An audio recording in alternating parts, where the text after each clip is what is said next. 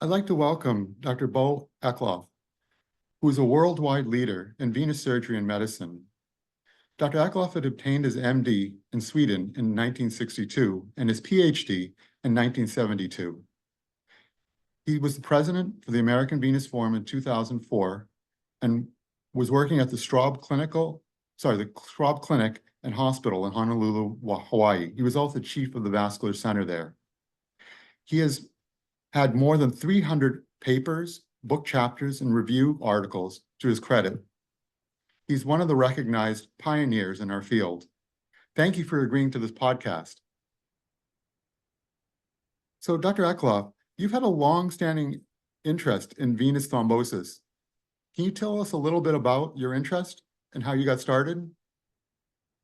Well, Anil, I just counted earlier today that I've been involved in venous thrombectomies for 55 years.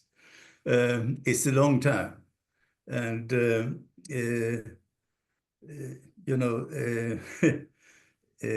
talk a little about the history of venous thrombectomy, the first thrombectomy for iliofemoral venous thrombosis was reported by Leven in Germany in 1937.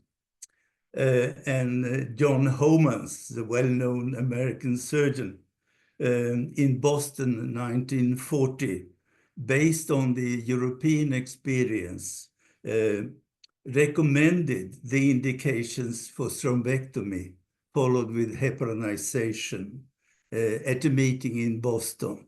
The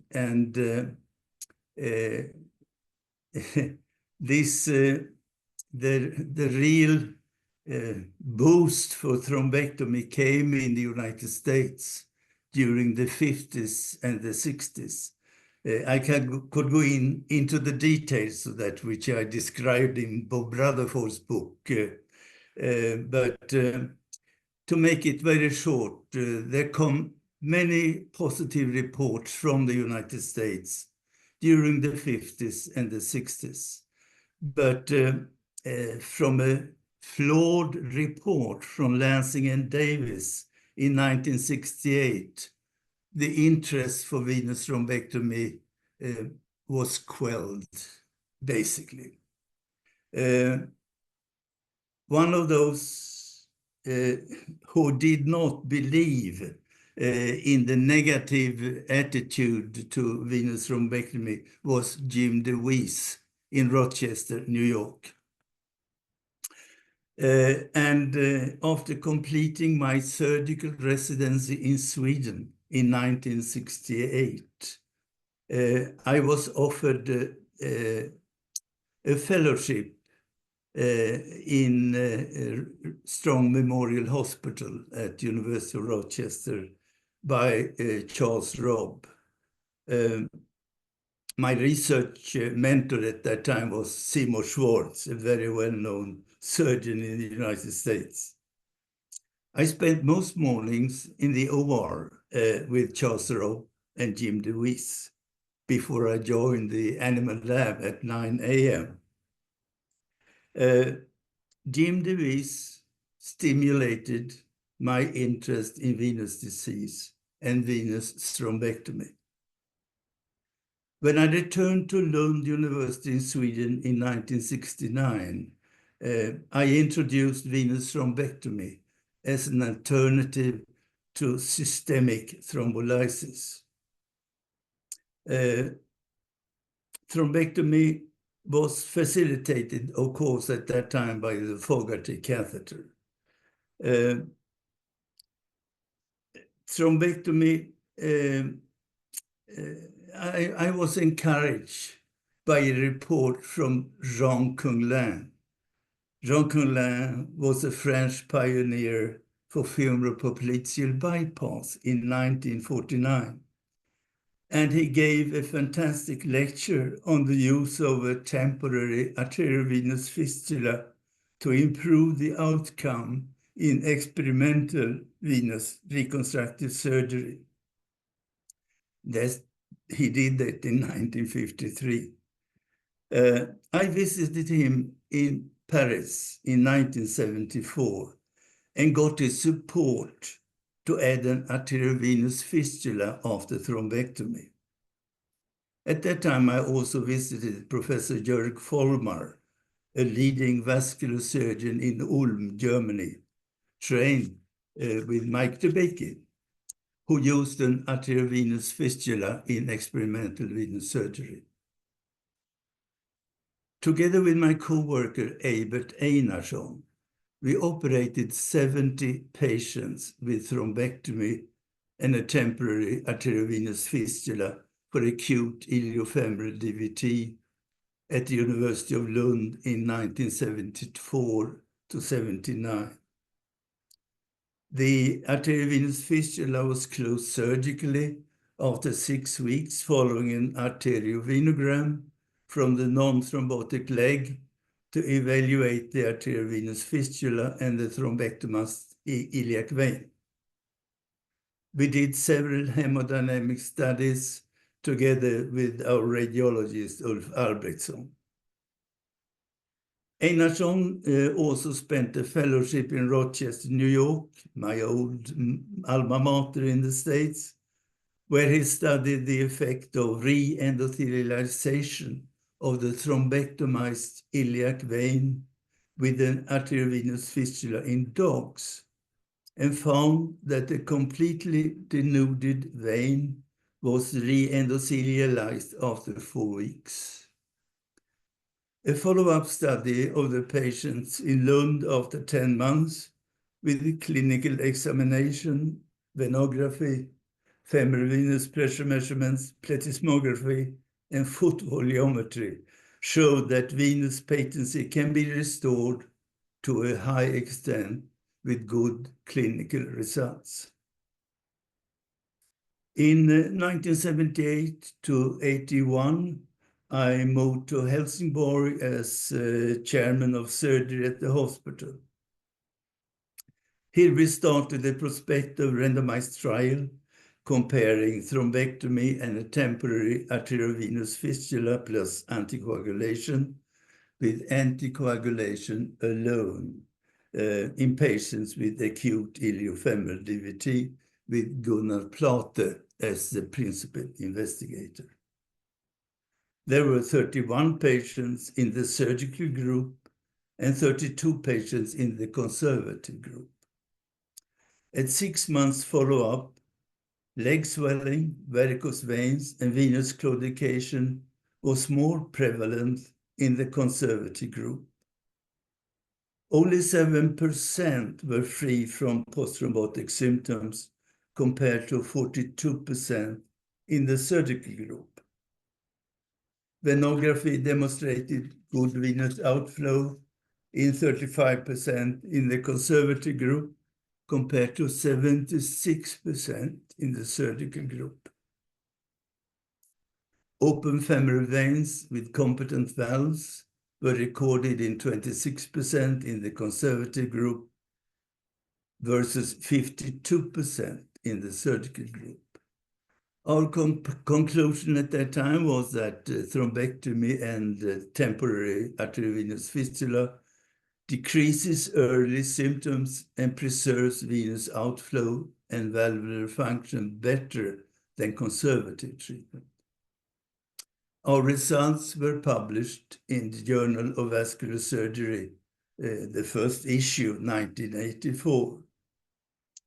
A 10-year follow-up, 1997, of 30 of the originally 63 patients where duplex scanning showed popliteal reflux in 32% of patients in the surgical group compared to 67% in the conservative group. And we concluded that possibly thrombectomy plus AV fistula reduces venous reflux and post-thrombotic sequelae compared to anticoagulation treatment alone. But due to loss of patients, the statistical power was low. My co-worker Peter Corfort studied the compartment pressure in the calf muscles in 8 patients with acute iliofemoral DVT and found a critically high pressure of 50 millimeter mercury, which was normalized 4 days after thrombectomy and arteriovenous fistula. In 1980, I was invited to Kuwait as chairman for the Department of Surgery at the university. Together with more than 75 Swedish academic physicians, we built up the new medical school during 10 years until Saddam Hussein invaded the country in August 1990. At the teaching hospital Mubarak al-Kabir, we admitted more than 400 patients with DVT during this period, the majority with iliofemoral venous thrombosis. More than 100 patients were operated upon with thrombectomy and arteriovenous fistula. The mean age was young, 33 years, which should be compared to the Swedish RCT, 65 years. The majority were women with a high incidence before and after delivery. The tradition in Kuwait was to keep the women in bed around delivery time. Terrible tradition. In collaboration with Deepika Mohanty, professor of hematology, we studied the etiology in 130 women with DVT and found fibrinolytic defects in 25% and coagulation defects in 27%. The surgical technique was refined during this period in Kuwait. A fruitful collaboration with a Czech interventional cardiologist, Jiří Endres, led to the development of percutaneous closure of the arteriovenous fistula and post-operative angioplasty of remaining iliac vein obstruction. 6 weeks after thrombectomy, the femoral artery on the contralateral non-operated side was catheterized, and the tip of the catheter was placed at the level of the AVF. An arteriovenogram through the fistula was performed, and if the thrombectomized iliac vein was patent, the AVF was closed with a detachable balloon. If there was a remaining obstruction of the iliac vein, angioplasty was performed. This landmark paper was published in Cardiovascular and Interventional Radiology in 1989. This pioneering work stimulated the present approach of aggressively treating the remaining iliac vein after early thrombus removal with immediate angioplasty and stenting. Peter Neglén, who worked with me in Kuwait for many years, brought our enthusiasm to Jackson, Mississippi, when he later joined Seshadri Raju. Patients who had an extension of the thrombus into the inferior vena cava presented a special problem. We studied 52 patients in whom we performed successful thrombectomy of the inferior vena cava through an open retroperitoneal approach in 27 patients, compared to 25 patients in whom thrombectomy failed or was not attempted. At follow-up after 23 months, development of DVT in the contralateral, initially not involved leg, occurred in 1 patient, in whom IVC thrombectomy was successful, compared to all 25 patients, 100%, in whom thrombectomy and IVC was not performed. After the invasion of Kuwait in 1990, I have been back several times. I have tried to stimulate my colleagues to do a follow-up of this large group of patients who underwent thrombectomy and AVF in Kuwait, but I have failed. In January 1991, I moved to Honolulu and started my collaboration with Bob Kistner and Ella Masuda for almost 13 years. My last operation before I returned to Sweden in June 2003, when I was elected as president for the American Venous Forum, was a thrombectomy and arteriovenous fistula plus angioplasty and stenting in a young pregnant nurse. I left surgery with the experience from more than 200 operations with thrombectomy and a temporary arteriovenous fistula in patients with acute iliofemoral DVT. And Anil, we are surgeons. Thrombectomy and a temporary arteriovenous fistula followed by angioplasty and stenting of remaining iliac vein obstruction is a combination of surgical and interventional skills. It is a fun procedure with a good long-term result. If conventional interventional procedures fail, particularly in young patients with acute iliofemoral DVT, do not forget about the surgical approach with thrombectomy and a temporary arteriovenous fistula. Thank you. Those are actually really, really important. I think that's an important message, especially for the young trainees who everything's percutaneous with DVTs, and remembering the older techniques, I think, is important. One question. Sometimes it's hard to get the clots out when you have a cut down in the common femoral vein from the femoral vein popliteal or infrapopliteal veins, or even the profunda. How do you manage that? Because sometimes the valves seem to be intact and passing the Fogarty down often doesn't go down very far. How do you get the clots out distally? Well, you mean, Anil, it's all a matter of timing. If you have a fresh clot, less than 1 week old, if it's the primary iliofemoral venous thrombosis starting up in the iliac vein and progressing distally, usually the procedure is very simple. Even if the clot in the femoral vein and popliteal vein is usually very fresh, so by massaging the leg, you can usually squeeze out everything in the leg. You can also use a Fogarty catheter carefully going distally and try to remove what's left there.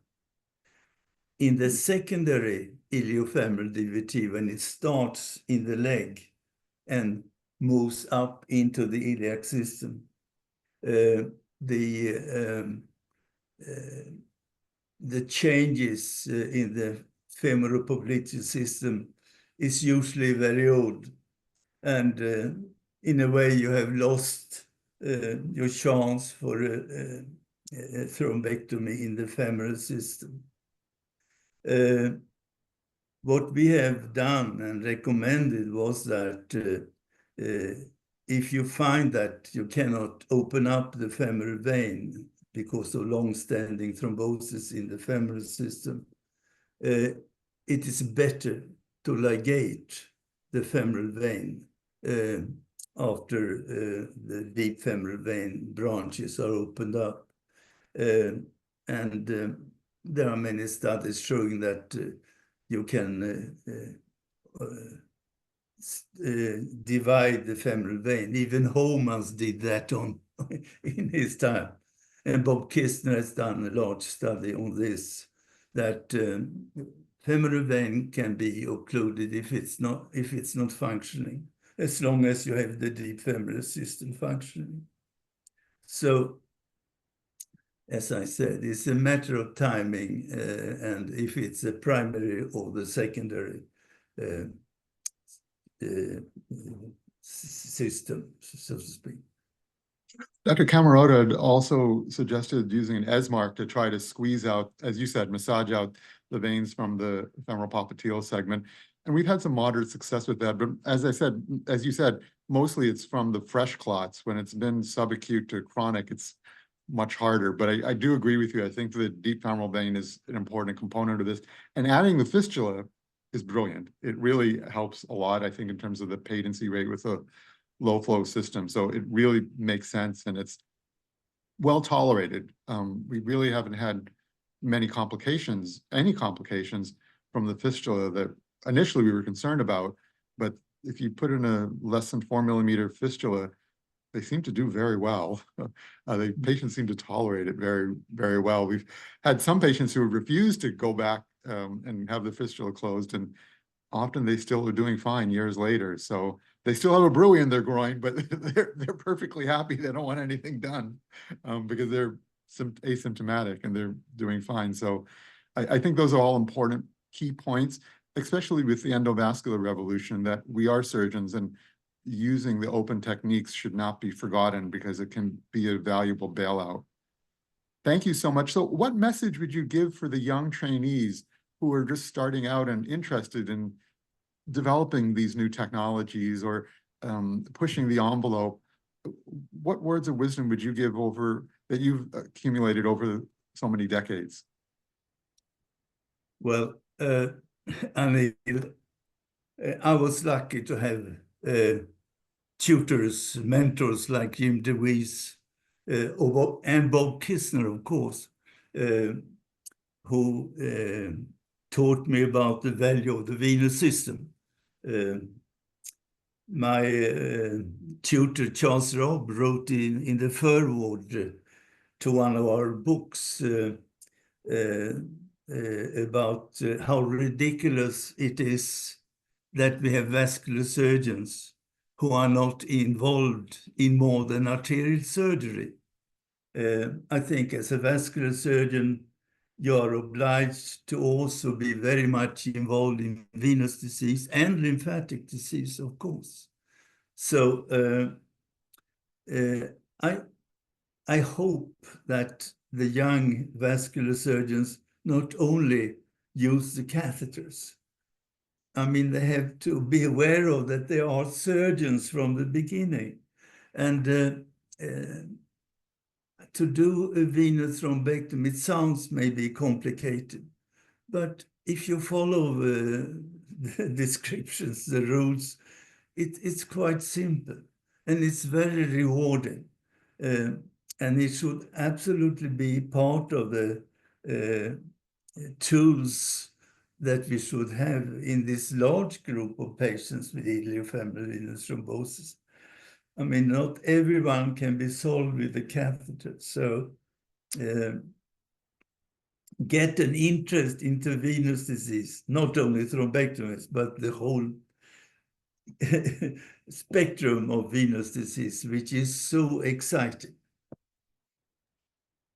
Thank you so much for sharing your experience. This was invaluable. I think it'll actually be a key component for some of the younger trainees. Thank you. Thank you very much, Janine. It was a pleasure.